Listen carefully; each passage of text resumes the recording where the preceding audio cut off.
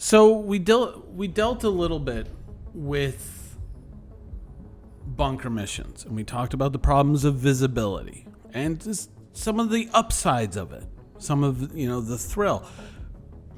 But one of the more interesting possibilities is, how do we deal with the challenge? Do we make a system that just highlights everybody or not?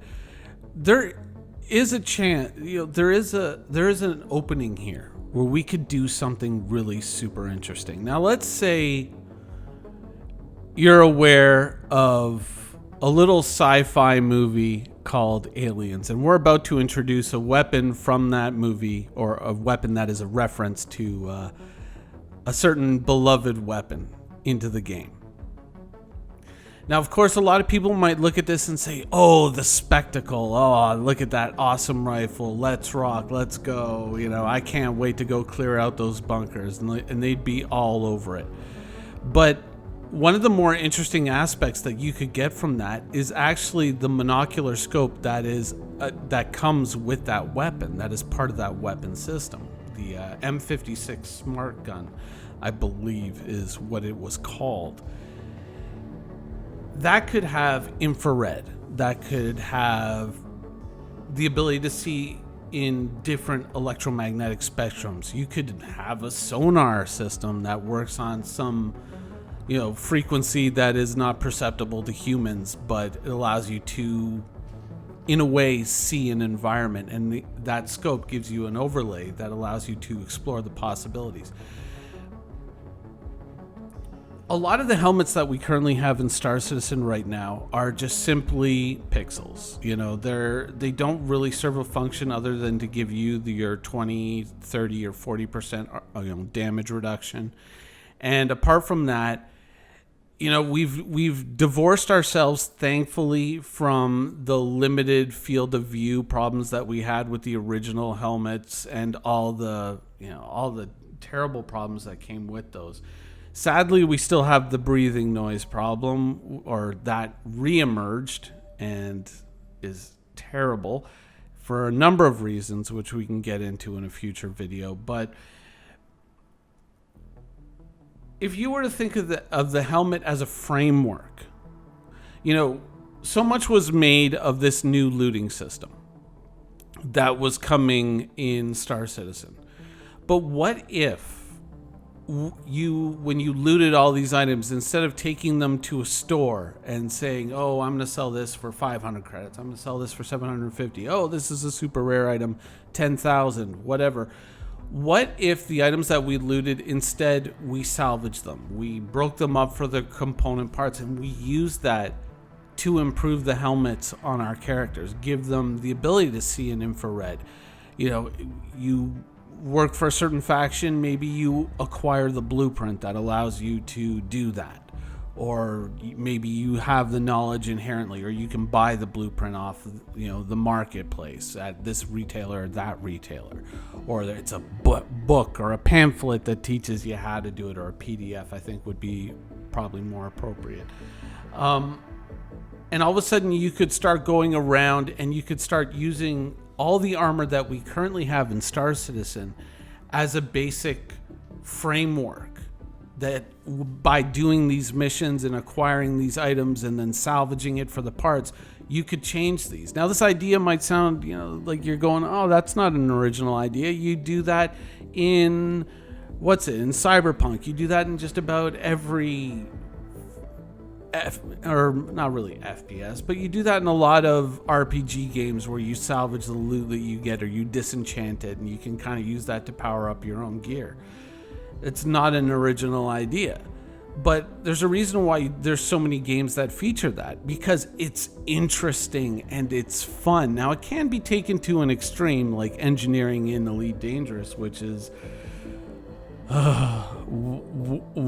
it's so bad. But imagine being able to take all this loot and use this to improve the ballistic resistance of my own armor, or perhaps to improve the heat resistance, or its ability to, sense in different spectrums of light or heat or whatnot. There's so many possibilities, so many doors that you could kick open that would make the gameplay so interesting and so much more fun to repeat. But sadly, that it's one of those many things in Star Citizen that we leave these stones unturned. We don't explore these possibilities, and it's really the downside of the kind of Squadron 42 focus on game development right now, which is that there's so many open doors, so many possibilities with Star Citizen that frankly just go nowhere, because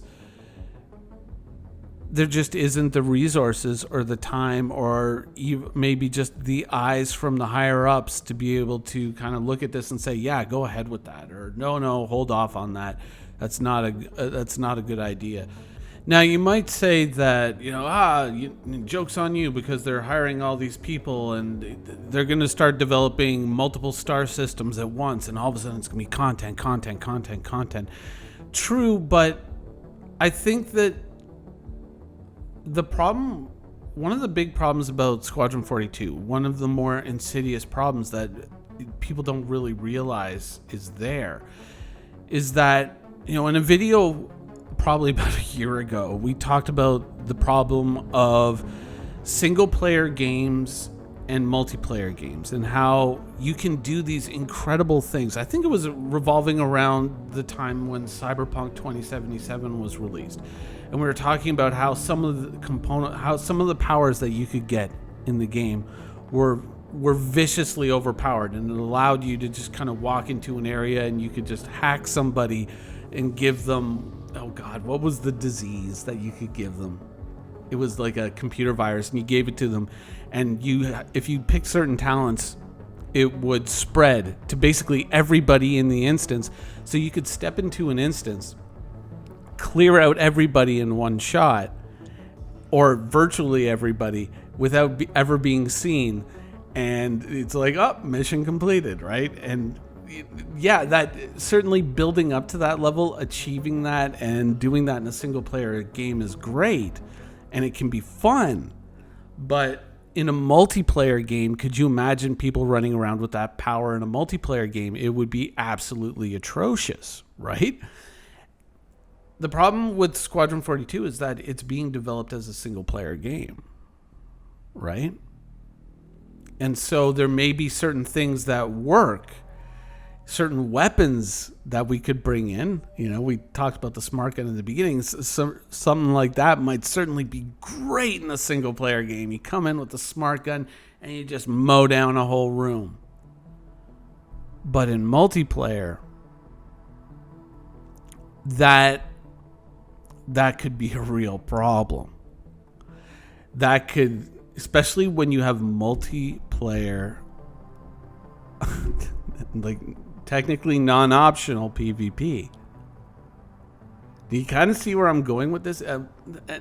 Ultimately, I think that this is an argument for the fact that we do need a certain amount of resources locked in on Star Citizen. We need to view the world not through the Squadron 42 lens of, oh, hey, don't worry, because it just carries over into Star Citizen. So we're developing the game anyways. We're just kind of working on this separate pile, and then we're just going to dump all this stuff on you guys later, and it's going to be all this content. You're going to lose your minds. But if it's developed in the context of a single player game, it may not necessarily be a healthy thing or a good thing for a multiplayer game, especially where PvP, loss of assets, and character death are a possibility. And that's why I still don't like this idea that Star Citizen constantly has to play. Star Citizen is constantly in the back row and just kind of like, well, we'll get to it, and well, don't you worry, we'll get that fixed. And it feels like we look at the stealing loot to make money, and like this is such a basic game loop. It really is, It's absolutely,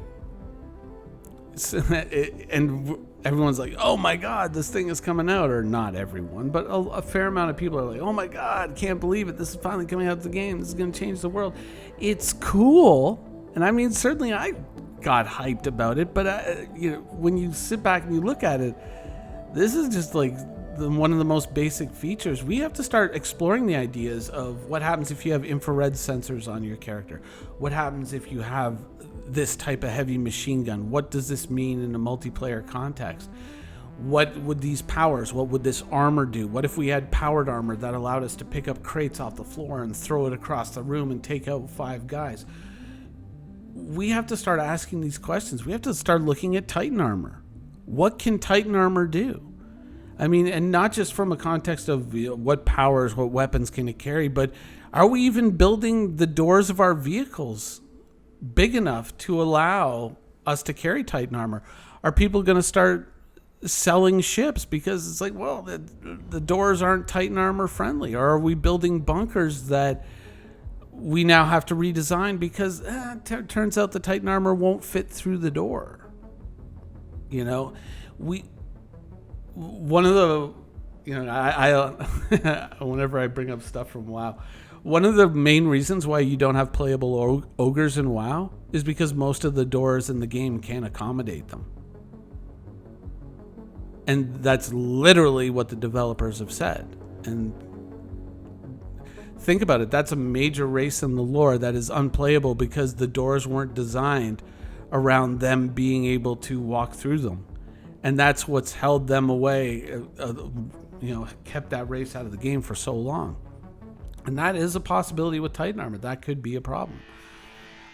We may find ourselves in a situation where we only buy ships if they're Titan armor compatible. We need to start exploring these things. We need to start testing these things, and we need to start seeing what we can and can't do. And we need to do it in a multiplayer context and not in a single player context. Anyways, that's the video for today. I hope you guys enjoyed it, and thanks for watching. Thank you for watching. So if you want to keep up with the latest and greatest in Star Citizen and Squadron 42's development, please follow us on our social media channels. See you soon.